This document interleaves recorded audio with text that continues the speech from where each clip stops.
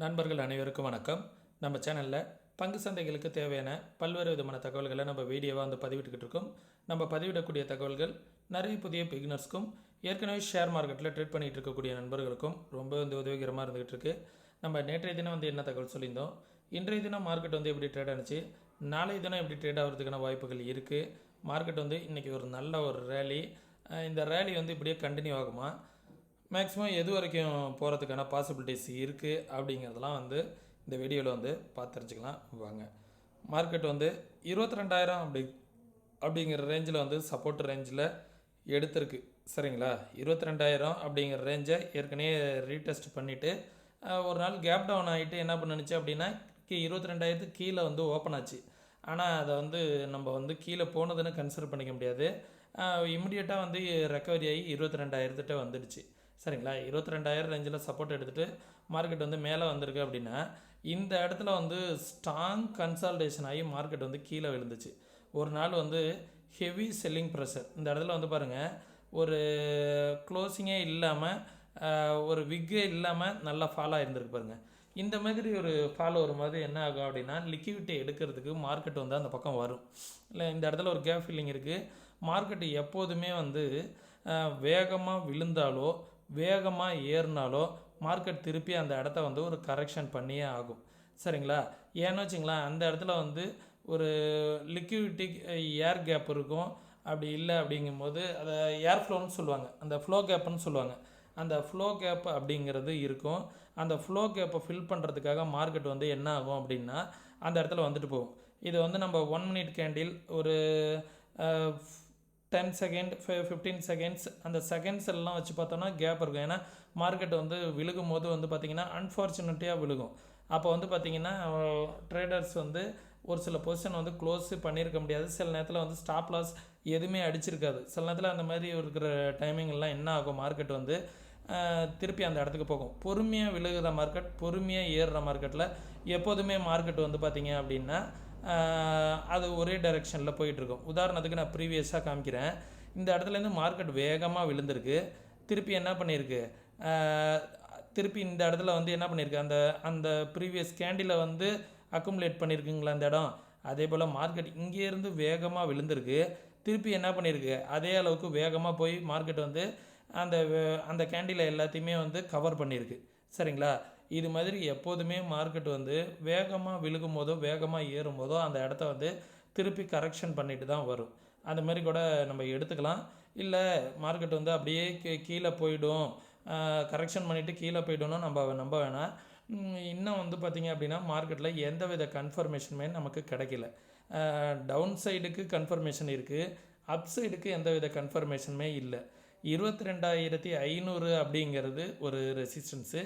அதற்கும் மேலே வந்துச்சு அப்படின்னா 22,800 அப்படிங்கிற லெவல் ஒரு ரெசிஸ்டன்ஸ். அதற்கு மேலே வந்துச்சுன்னா 23,000 அப்படிங்கிற லெவல் ரெசிஸ்டன்ஸாக இருக்கும். நெஃப்டியை பொறுத்த வரைக்கும் சப்போர்ட் பார்த்திங்க அப்படின்னா இந்த லெவல் ஒரு சப்போர்ட்டு 22,162 அப்படிங்கிறது ஒரு சப்போர்ட்டு. அதற்கும் கீழே வந்துச்சு அப்படின்னா 22,982 லோ வந்துச்சு பார்த்திங்களா, அது ஒரு சப்போர்ட்டு. அதற்கும் கீழே வந்துச்சுன்னா 21,800 அப்படிங்கிறது ஒரு சப்போர்ட்டு.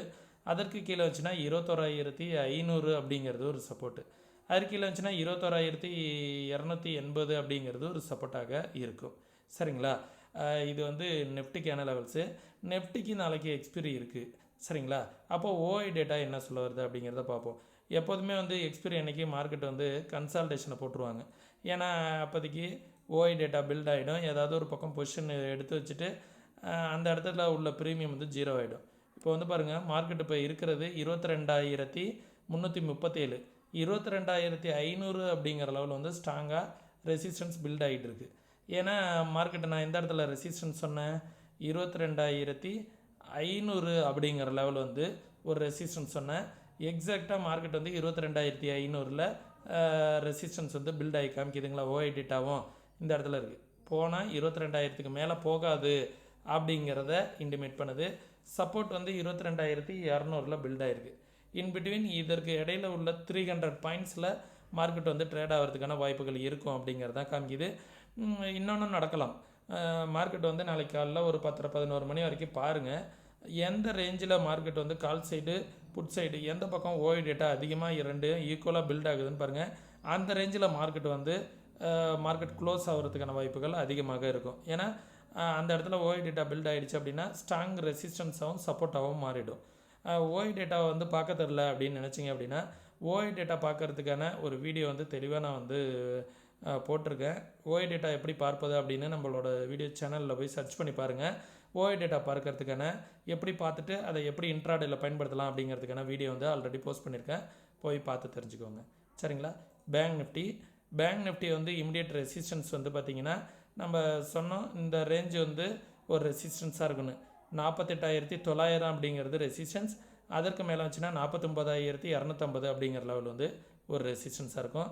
அதற்கும் மேலே வந்துச்சுன்னா இந்த லெவல் வந்து ஒரு ரெசிஸ்டன்ஸாக இருக்கும். 49,563 அப்படிங்கிற லெவல் வந்து ஒரு ரெசிஸ்டன்ஸாக இருக்கும். சப்போர்ட் வந்து பார்த்திங்க அப்படின்னா 48,435 அப்படிங்கிறது ஒரு சப்போர்ட்டு. இமிடியேட்டு அடுத்தது வந்து பார்த்திங்கன்னா இந்த லெவலும் ஒரு சப்போர்ட்டு 48,200. அதற்கும் கீழே வந்துச்சு அப்படின்னா 47,870. அதற்கு கீழே வந்துச்சுன்னா 47,100 அப்படிங்கிறது சப்போர்ட்டு. அதற்கும் கீழே வந்துச்சு அப்படின்னா 46,100 அப்படிங்கிறது ஒரு சப்போர்ட்டு. சரிங்களா? இது பேங்க் நிஃப்டிக்கான லெவலு. சென்செக்ஸ் வந்து பார்த்திங்கன்னா இன்றைக்கி ஒரு 740 பாயிண்ட்ஸ் வந்து அப் ஆகிருக்கு. இமிடியேட் ரெசிஸ்டன்ஸ் வந்து பார்த்திங்கன்னா 74,350. அதற்கும் மேலே வந்துச்சு அப்படின்னா 75,300. சரிங்களா? சப்போர்ட் வந்து பார்த்திங்கன்னா இந்த லெவல் 73,150. அதற்கு கீழே வந்துன்னா 72,650 அப்படிங்கிறது. அதற்கு கீழே வந்துச்சு அப்படின்னா 71,850 அப்படிங்கிறது ஒரு சப்போர்ட்டாக இருக்கும். சரிங்களா? இதுதான் வந்து லெவல்ஸு. இதை வந்து பார்த்துக்கோங்க. தென் இன்றைக்கி யார் வந்து கான்ட்ரிபியூட்டர்ஸ் அப்படிங்கிறத பார்ப்போம். நிஃப்டி இன்றைக்கி நல்லா ஏறி இருக்குல்ல. இன்றைக்கி நல்லா ஏறுறதுக்கு வந்து பார்த்திங்க அப்படின்னா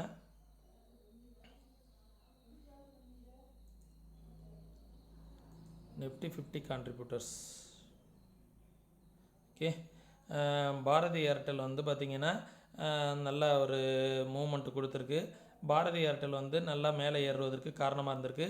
எம்என்டமும் ITC, Reliance, Infy, NTPC, Tata steel இவங்க வந்து பார்த்திங்கன்னா கான்ட்ரிபியூட் பண்ணியிருக்காங்க. 45 ஸ்டாக் நெஃப்டியில் வந்து பாசிட்டிவ், 5 ஸ்டாக் வந்து நெகட்டிவ். பேங்கிங் ஸ்டாக்கு ஹெச்டிஎஃப்சி வந்து நெகட்டிவ். ஏன்னா வந்து பார்த்திங்கன்னா பேங்க் நிஃப்டி வந்து பெருசாக ஏறலை. நெஃப்டி ஏறின அளவுக்கு பேங்க் நிஃப்டி ஏறலை. பேங்க் நிஃப்டியும் சேர்ந்து ஏறிச்சுன்னா நெஃப்டி இன்றைக்கி ஒரு 500 பாயிண்ட் வந்து மேலே வந்திருக்கும். சரிங்களா? நெஃப்டி ஏறின அளவுக்கு ஒரு 1% அளவுக்கு பேங்க் நிஃப்டி 0.5% தான் ஏறி இருக்குது. பேங்க் நிஃப்டி கான்ட்ரிபியூட் பண்ணியிருந்தா நெஃப்டி வந்து பார்த்திங்க அப்படின்னா 22,500 அப்படிங்கிற லெவலை இன்றைக்கே வந்து ரீச் பண்ணியிருக்கோம். சரிங்களா? பேங்க் நிஃப்டி வந்து நெகட்டிவாக இருக்கிறதுக்கு யார் காரணம் அப்படிங்கிறதையும் பார்த்துருவோம். பேங்க் நிஃப்டி நெகட்டிவாக இருக்கிறதுக்கு வந்து பார்த்திங்கன்னா HDFC, IndusInd bank, AU bank இந்த மூணுமே வந்து பார்த்திங்க அப்படின்னா மேஜர் கான்ட்ரிபியூஷனாக இருக்கிற ஹெச்டிஎஃப்சி வந்து நெகட்டிவாக இருந்ததுனால பேங்க் நிஃப்டியால் மேலே வர முடியல. பார்க்கலாம் இந்த சினாரியோ வந்து நாளைக்கும் தொடருதா எப்படி இருக்குது அப்படிங்கிறத அடுத்தடுத்த நாட்களில் பார்க்கும். இப்போ வரைக்கும் அப் ட்ரெண்டுக்கான முழு கன்ஃபர்மேஷன் கிடையாது. இருந்தாலும் எவ்ரி பையிங் ஆப்பர்ச்சுனிட்டி மேலே வந்துச்சு அப்படின்னா அந்த பையிங் ஆப்பர்ச்சுனிட்டி மேலே மார்க்கெட் மேலே எவ்ரி ரைஸ் அந்த இடத்துல வந்து நம்ம செல் பண்ணணும் அப்படிங்கிறது தான் மார்க்கெட் வந்து இந்த இடத்துல நம்ம தெரிஞ்சுக்க வேண்டியது. சரிங்களா? இன்னும் பையிங்க்கான எந்த வித கன்ஃபர்மேஷன் மார்க்கெட் வந்து அப் ட்ரெண்டுக்கான எந்த கன்ஃபர்மேஷனும் வரல. மார்க்கெட் வந்து எப்போ வேணாலும் கீழே போகலாம் அப்படிங்கிறது தான் இன்டிமேட் பண்ணிக்கிட்டு இருக்குது. சரிங்களா? பார்த்துக்கோங்க. நீங்களே இதே போல் மார்க்கெட்டை ஓனாக அனலைஸ் பண்ணணும். யாரோட உதவி இல்லாமல் ட்ரேட் பண்ணணும் அப்படின்னு நினச்சிங்கன்னா கற்றுக்கிட்டு ட்ரேட் பண்ணுங்கள். கற்றுக்கணுன்னு விருப்பம் இருக்கக்கூடிய நண்பர்கள் வாட்ஸ்அப்க்கான லிங்க் வந்து டிஸ்கிரிப்ஷனில் கொடுத்துருக்கேன். கற்றுக்கணுன்னு விருப்பம் இருக்கக்கூடிய நண்பர்கள் டெக்ஸ்ட் பண்ணுங்கள். சரிங்களா? அதே நேரத்தில் நம்ம இன்ட்ராடேக்கான ஸ்ட்ராட்டஜிஸ் வந்து ஃப்ரீ ஆஃப் காஸ்ட்டில் உங்களுக்காக கொடுத்துக்கிட்டு இருக்கோம். ஒரு 2 விதமான ஸ்ட்ராட்டஜிஸ் வந்து ஃப்ரீயாக கொடுத்துக்கிட்டு இருக்கோம். அந்த ஸ்ட்ராட்டஜிஸ் வந்து நீங்கள் ஃப்ரீயாக கற்றுக்கணுன்னா நீங்கள் செய்ய வேண்டியது எதுவும் பேமெண்ட்லாம் பண்ணணும்னு அவசியம் இல்லை. நம்மளோட ரெஃபரல் கீழே நீங்கள் டீமண்ட் அக்கௌண்ட் ஓப்பன் பண்ணணும். நம்ம ரெஃபரல் கீழே நீங்கள் டீமண்ட் அக்கௌண்ட் ஓப்பன் பண்ணிவிட்டு உங்களோட கிளைண்ட் ஐடியை வந்து எனக்கு வாட்ஸ்அப்பில் சென்ட் பண்ணிங்கன்னா அந்த கிளாஸஸ் வந்து ஃப்ரீயாகவே நீங்கள் அக்சஸ் பண்ணிக்கலாம். சரிங்களா? மேலும் ஒரு முக்கியமான தகவல், நான் சொல்லக்கூடிய தகவல்கள் அனைத்துமே என்னோட தனிப்பட்ட வியூ தான். நீங்கள் ஓனாக அனலைஸ் பண்ணி பாருங்கள். என்னோடய வியூவோட உங்கள் வியூ ஒத்து போகுதா அப்படிங்கிறதையும் பாருங்கள். ஒத்து போகுது அப்படிங்கிற பட்சத்தில் இன்வெஸ்ட்மெண்ட் பண்ணுறதுக்கு முன்னாடி உங்களோட ஃபினான்ஷியல் அட்வைசர்கிட்ட ஒரு டைம் கன்சல்ட் பண்ணிக்கோங்க இன்வெஸ்ட்மெண்ட் பண்ணுறதுக்கு முன்னாடி. ஓகே. மீண்டும் இன்னொரு இது போன்ற பயனுள்ள வீடியோவில் சந்திக்கும் வரை தொடர்ந்து இணைந்திருங்கள். நன்றி, வணக்கம்.